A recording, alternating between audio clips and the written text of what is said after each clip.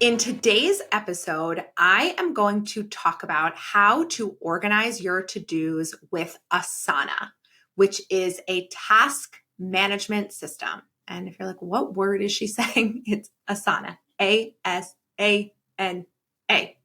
Now, I am going to be talking about this through the lens of being a business owner. So if you are a small business owner, this is for you. Having said that, this is also extremely applicable if you are an employee, and I will share with you how I've helped my husband use Asana. And this is also applicable for anyone who wants to organize their personal to-do list. I'm going to share with you why I don't use it for that. And again, I'm going to be really talking about this through the lens of being a business owner. I know I have a lot of business owners in my world. So this episode is for you, but it really is for anyone that just wants to get themselves a little bit more organized. So Asana is the project management system that I use. I know it well. Do I think it is the best one out there? I frankly don't know, because I am not the type of person that researches a million things before I pick something. If I hear something is good, if it has good referrals, if I test it out and it meets my needs, I go with it and I don't second guess it. So this is the one I know, I use, I love. It meets all of my needs. Are there other ones out there? Absolutely. Are there better ones out there? I don't know. Are there worse ones out there? I'm sure there are. So this is the one I use and I am sticking with it. But using any project management system is an incredible way to organize your tasks, whether they be business tasks or life tasks. So I only use Asana for business, and here is why.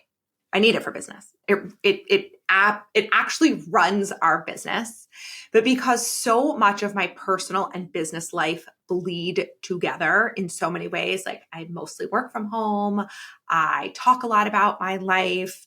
When I am on social media, it's not just during working hours. There's just so much overlap that I need to set boundaries and separation from my work and my personal life as much as I can in a way that makes sense for me. And so one of those ways is not using Asana for my personal tasks.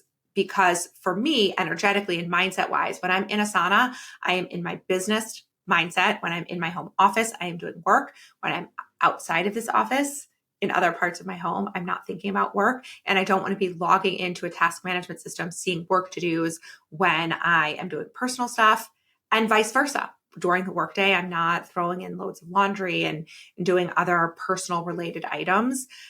And we can talk about that in a separate episode if it would be of interest to you. And if it would be, actually, shoot me a DM or shoot me an email and let me know if an episode on that would be of interest to you. But why even working from home? I don't do house stuff, but I'll just give you the TLDR, which is that I was finding myself so much less productive for work and then working at night when I wanted to be with my family. And so I had to just put up a much stronger barrier.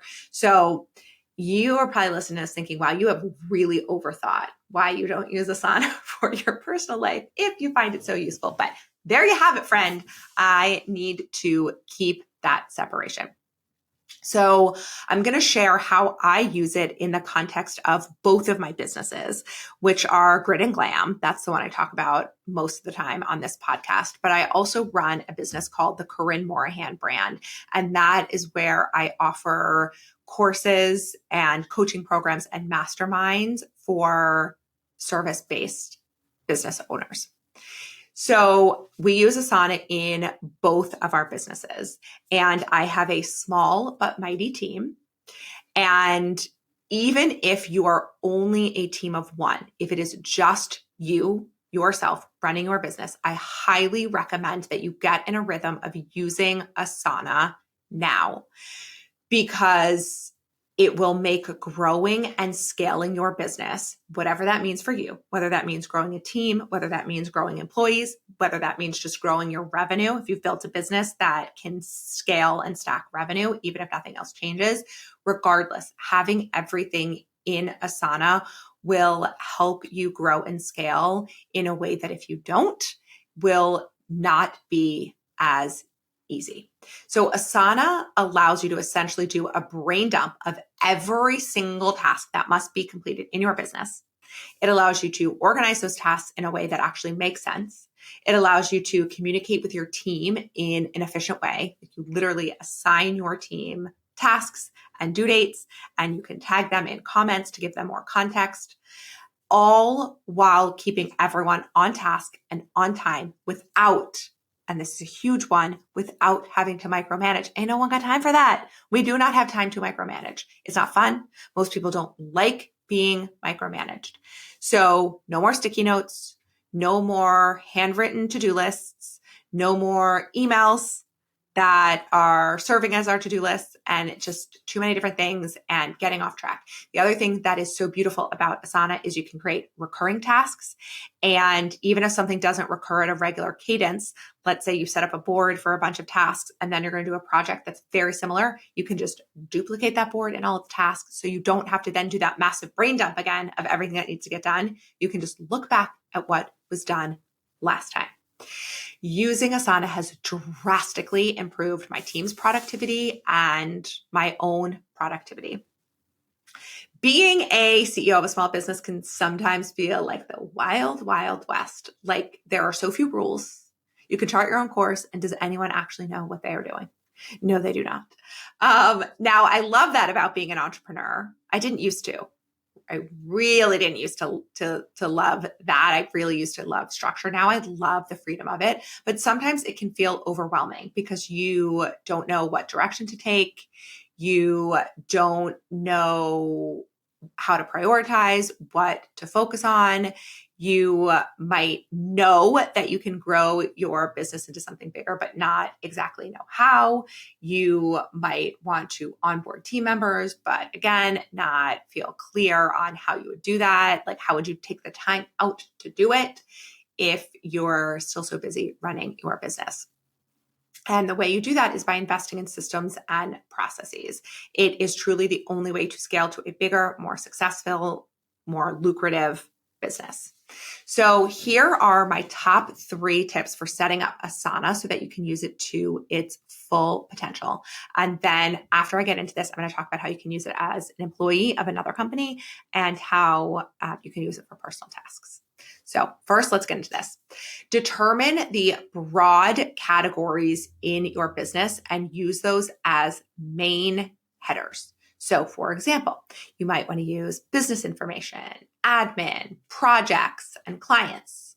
Those can be a few good ones to get started. And then under each main header, include relevant, useful information within each board. So for example, under business information, you may have subcategories like tools and apps, which has every single tool that you use and the login information. Or if you don't want to keep it in Asana, you can put a link to your LastPass there and use LastPass to capture all of your logins, but a place that you at least have every tool listed out that you're going to use. Team contact information could be under business info, and other important links that you reference often. Now, before starting a large project, assign one person, and it could be you if you're a team of one, to add all of the tasks to that project. So yes, create a task to assign tasks. This is brilliant. Every project that we start, someone is assigned with essentially creating the board, with creating all the tasks that need to get done, and then assigning them to the relevant person on the team with the relevant due dates. And spending the time to do this piece of this planning of a project, right? Of doing the brain dump, of figuring out all the tasks, of assigning them. And this can be done in a brainstorming type of way where, you have a meeting and everyone says, what are all the things that need to get done? But then one person is assigned with creating the board and creating all of those tasks. So it's important to give everyone on your team access to Asana, but there are certain boards that you can keep locked and only give permissions to certain people. So we have an HR board, for example, that only my COO has access to. And if you hire any consultants or contractors for a specific project, you can add them to that project board without giving them access to everything in your Asana. So if you are a small team, this is a way to really manage a bigger team in a very efficient and effective way without giving them access to everything in your business. And this pre-planning phase that I just shared, you can do weeks or even months in advance. And in our business, we do so many things months and months in advance. And the way that we do that is by using Asana. Obviously we have other forecasting tools that we use so that we know what the projects coming up are going to be. But when it comes to actually getting those project tasks created, this is what it looks like. Now, everyone can check their own My Task sections each day to see what tasks they need to complete by that day. And you can communicate with everyone on your team directly in Asana by tagging them and writing them a message. And everyone on your team should be set up with their own login. And then they can figure out how they want to be notified of their tasks. So I have my Asana set up that every time I am tagged in something or assigned in something, I get an email emailed to me. But you can set it to be emailed once a day. I know some of you young folks don't even like to check your email, so you might not have that as a setting at all. Maybe you're going to use the app version and be notified in your app. So you truly can customize it to be set up in a way that's going to work for you. So yes, it can take a hot minute to set it up, but once it's up and running, I guarantee you that it will improve your efficiency and it will allow you to manage multiple projects and clients at once. We get a lot done in my business. So I have my in-person team and my in-person organizers. Only our head of organizing is in Asana. Our other organizers don't need Asana. And I have my head of organizing, I have my COO, and I have an executive assistant. That is the extent of my team right now. And obviously we have some contractors that we use for recording this podcast, but we do everything in-house with the exception of producing this podcast. We do all of our social media. We do all of our website updates. We do all of our creating of our workbooks. We do it all. And then, I'm not including my in-person organizers in that team count, but we have a pretty lean team for how much we get done across both of our businesses. And the way that we are able to do it is because of having our Asana set up.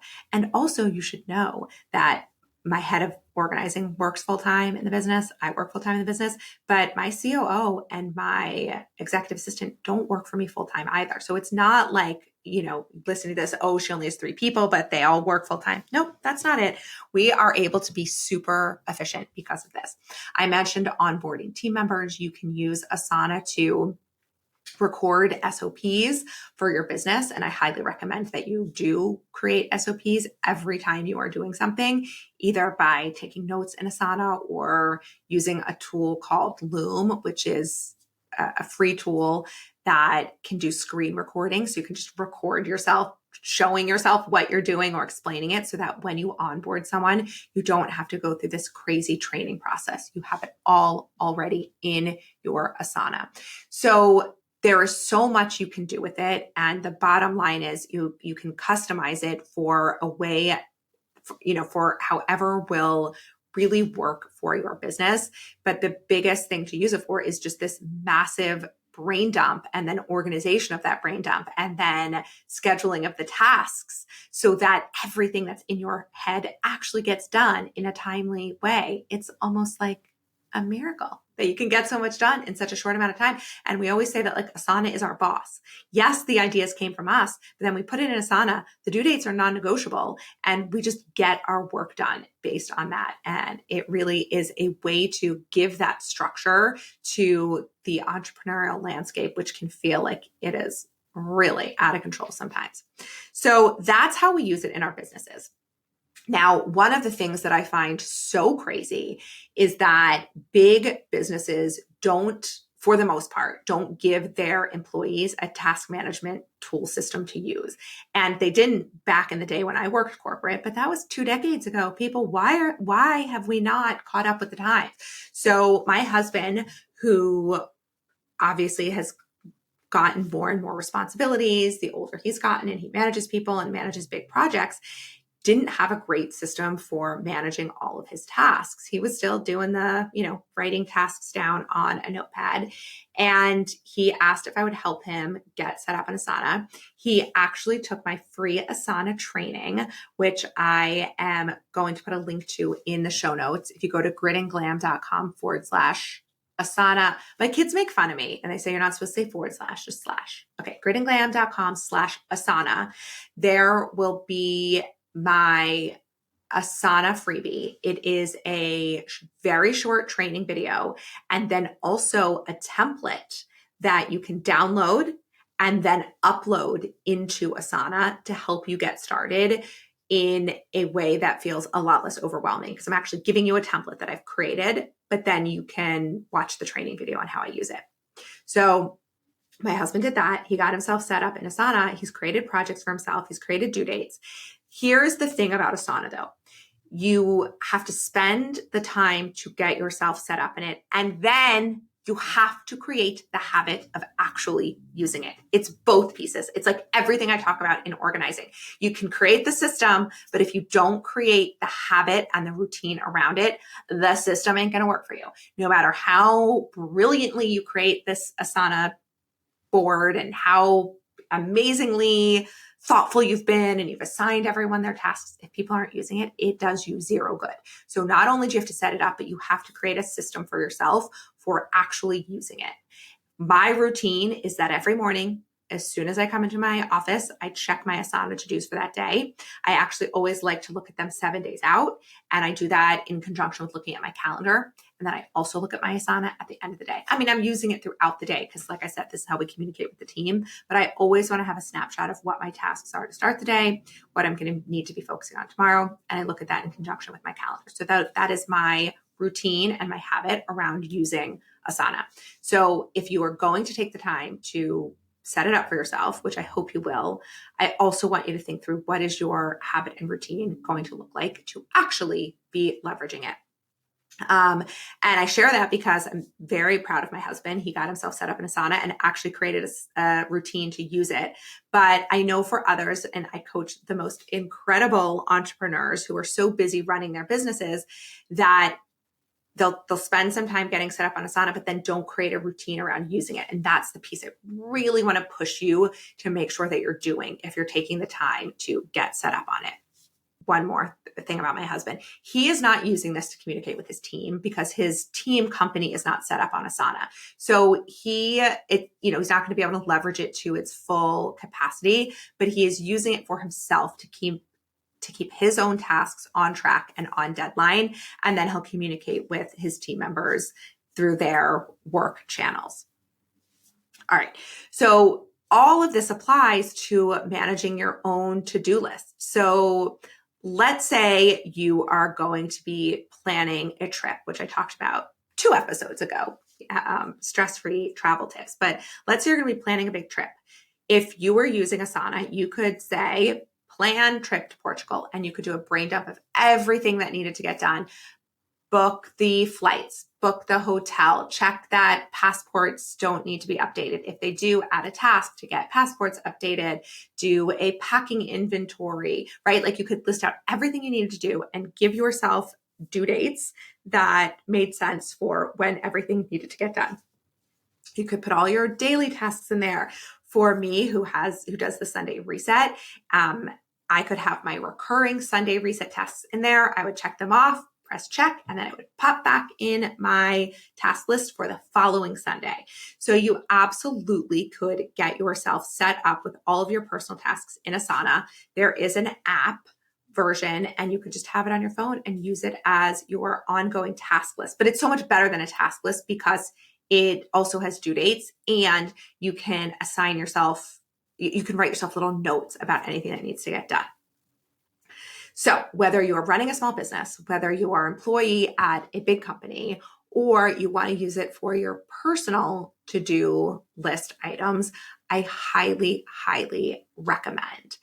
And just because I know I'm going to get asked a million times, so I'm just going to give you a very brief answer of, if I don't use Asana for my personal tasks, how do I manage them? So I'm just going to quickly talk about that. I essentially use my iCal. I am a slave to my iCal. It is on my phone. It syncs to my computer. It syncs to my laptop. It syncs to my iPad. I have it all synced up, and I cannot live without my iCal. Everything that I do is in my iCal. I have it color coordinated. I have a work color. I have a personal color. I have a joint calendar with my husband. We have a joint calendar, my husband, me, and my son, so that my son can have it in his calendar because we've taught him how to start using it now, like all of his activities. My daughter is not there yet, but eventually we'll have hers. And then even within work, I have calendars for my different programs that people can subscribe to. So if you're in the G&G Home Organizing membership, you can subscribe to the calendar that tells you when you need to do certain things. If you're in my masterminds, you can subscribe to the mastermind calendar so that the calls go in your calendar. And all of those are different colors. Our program calendars live in Google Calendar, but they sync to my iCal and come in different colors. So I have all of my meetings, all of my appointments, everything, like all the kids' activities in my calendar. And I schedule my tasks as if they are appointments in my iCal. So I have my Sunday reset is a recurring just list that is every Sunday in my calendar. That's just like each task separated by a comma.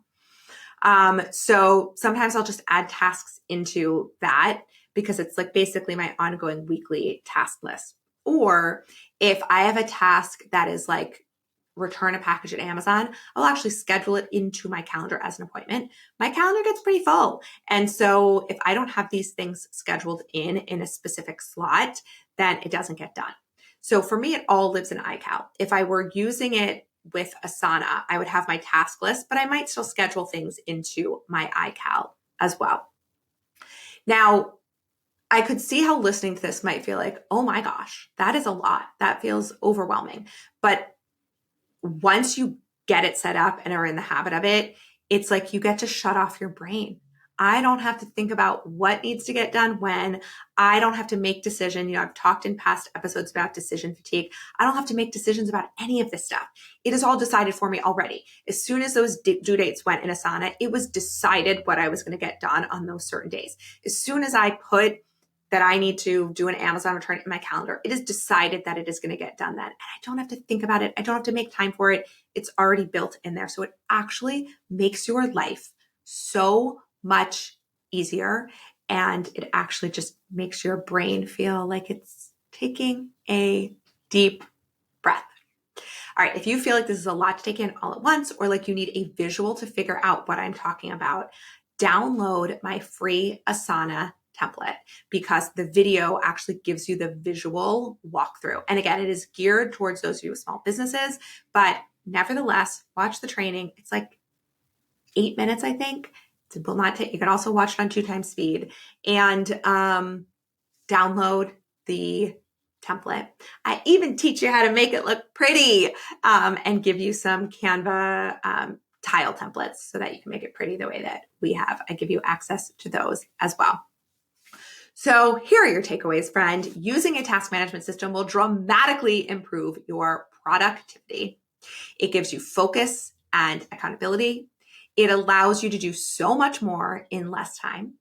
It allows you a snapshot of where everything is in your business or in life in real time. If you have projects that are multi-step, that involve multi-people, you can just see who has gotten what done when. All just one snapshot in real time.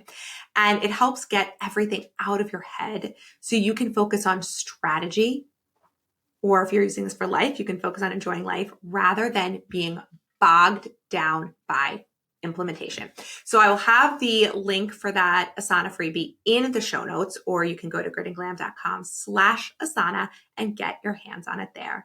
I hope you have so much fun exploring using Asana. I hope it brings so much clarity and structure to your days if you are lacking that. And I will be back in your ears next week. Bye for now.